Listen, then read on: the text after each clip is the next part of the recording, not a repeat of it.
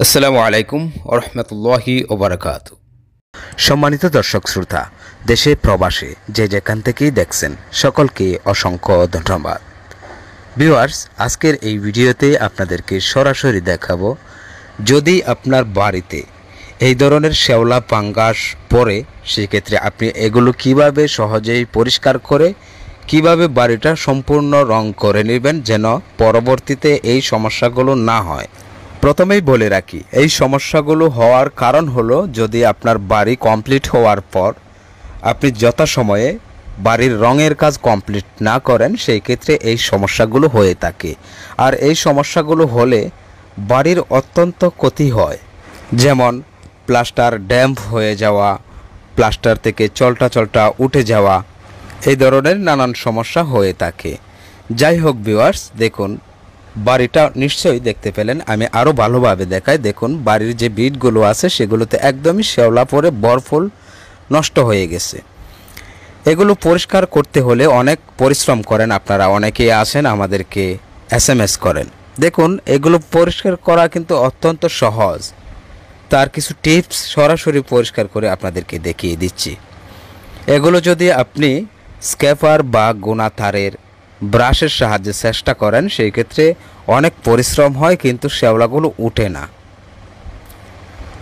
এগুলো পরিষ্কার করতে হলে অবশ্যই আপনাকে যে কাজটা করতে হবে, প্রথমেই একটা বালতি নেবেন। সেই বালতির মধ্যে আপনি ডিটারজেন্ট দিবেন, সেটা হুইল পাউডার হোক অন্য কোনো ডিটারজেন্ট হলেও সমস্যা নেই।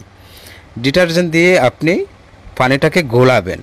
তারপর অবশ্যই পানির একটা পাইপের ব্যবস্থা করে নিতে হবে এবং অত্যন্ত প্রয়োজন হলো ডাস্টার ব্রাশ। দেখুন এখানে হাতে কিন্তু ডাস্টার ব্রাশ আছে। ডাস্টার ব্রাশ দিয়ে ভালোভাবে ওই যে হুইল পাউডার ভিজানো অর্থাৎ ডিটারজেন্ট দিয়ে ভিজানো যে পানিটা, সেই পানিটা ঢেলে নেবেন।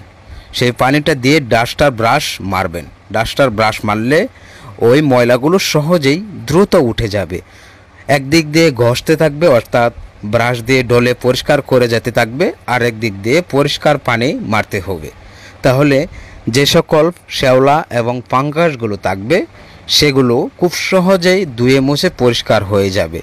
তবে যদি বেশি পরিমাণে পাঙ্গাস হয়ে থাকে, অর্থাৎ মনে করেন যে চলটা হয়ে আছে শ্যাওলা শুকিয়ে, সেই ক্ষেত্রে সেগুলো স্ক্র্যাপার দিয়ে পরিষ্কার করে নেবেন, নয়তো বা গোনাতারের ব্রাশ রাখবেন।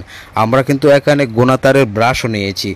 গোনাতারের ব্রাশ দিয়ে যে জায়গাতে বেশি অংশ জায়গাতে শ্যাওলা পরে মোটা হয়ে আছে সেগুলো গোনাতারের ব্রাশ দিয়ে ঘষা দিলেই কিন্তু সেগুলো পাতলা হয়ে যাচ্ছে। তারপর আপনি ডিটারজেন্টের পানিটা ঢেলে নিন। ডিটারজেন্টের পানিটা যেটা থাকবে সেটা ঢেলে ডাস্টার ব্রাশ দিয়ে ঘষা দিলে তারপর পরিষ্কার পানি দিলেই কিন্তু পরিষ্কার হয়ে যাচ্ছে। আমরা এই কাজটা করছি চাঁদপুর জেলায় প্রবাসী সুমন ভাইয়ের বাড়িতে এই কাজগুলো হচ্ছে। সুমন ভাইয়ের বাড়িটা সম্পূর্ণ 3D ডিজাইন হবে, স্পেশাল ফিনিশিং দিয়ে বাড়িটা কমপ্লিট হবে। সুমন ভাই উনি প্রবাসী থেকেই আমাদের সাথে সংযুক্ত হয়েছিলেন। উনি আমাদের ইমুতে নক দিয়েছিলেন, বিস্তারিত কথা বলেছেন। উনি ওনার বাড়ির ছাদের স্কোয়ারটা মেসেজ করেছিলেন এবং বাড়ির সামনের অংশের একটা ছবি পাঠিয়েছিলেন। উনি বলেছিলেন ওনার বাড়িতে নোনা এবং ফাঙ্গাস পড়ে আছে, উনি এগুলো বলেছিলেন। আমরা ওনাকে বলেছিলাম যাই হোক সমস্ত ময়লাগুলো আমরা পরিষ্কার করেই আপনার বাড়িটা পেইন্টিং করব। এখন সেই বাড়িটা আগে আমরা পরিষ্কার করে নিচ্ছি, যে সকল শ্যাওলা এবং পাঙ্গাসগুলো রয়েছে সেগুলো পরিষ্কার করছি। আর পাশাপাশি টিপসটা দিয়ে দিলাম, যারা আছেন যাদের বাড়িতে শ্যাওলা এবং ফাঙ্গাস পরে বাড়ি নষ্ট হয়ে গেছে তারা ঠিক এভাবেই বাড়িটা পরিষ্কার করে নেবেন। অবশ্যই ভালোভাবে পরিষ্কার করতে হবে। যদি আপনি এগুলো পরিষ্কার না করে কোনো রকম পরিষ্কার করে তার উপরে পেইন্ট করেন তাহলে কিন্তু পেইন্ট দীর্ঘস্থায়ী হবে না, নানান সমস্যা দেখা দিবে। বাড়িতে যে সকল শ্যাওলাগুলো পড়ে সেই শ্যাওলাগুলো খুবই ভয়ঙ্কর হয়ে যায় যখন পানির ছোঁয়া পায়। যদি শ্যাওলার উপরে পেইন্ট করা হয় সেই ক্ষেত্রে বৃষ্টি পড়লে কিন্তু সেই শ্যাওলাগুলো আবার রঙের উপরে বেশি আসবে।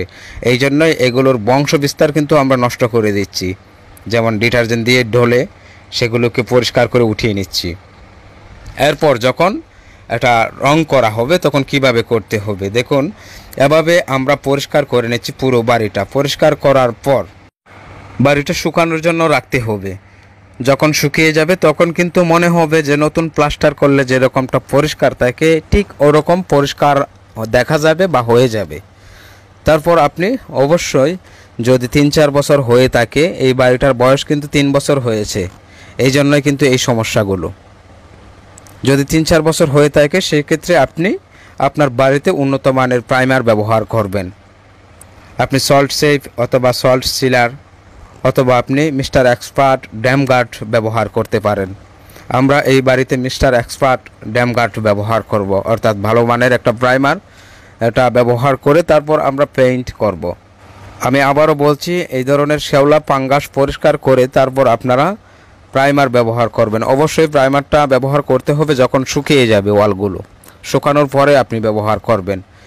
দেখুন, যখন পরিষ্কার করবেন বা ঘষা হবে পাথর দিয়ে এবং কি পরিষ্কার করা হবে, তখন পানি দিয়ে ধুলে সমস্ত ময়লাগুলো নিচে পড়ে যাবে, অর্থাৎ ওয়াল থেকে নিচে বেয়ে পড়ে যাবে।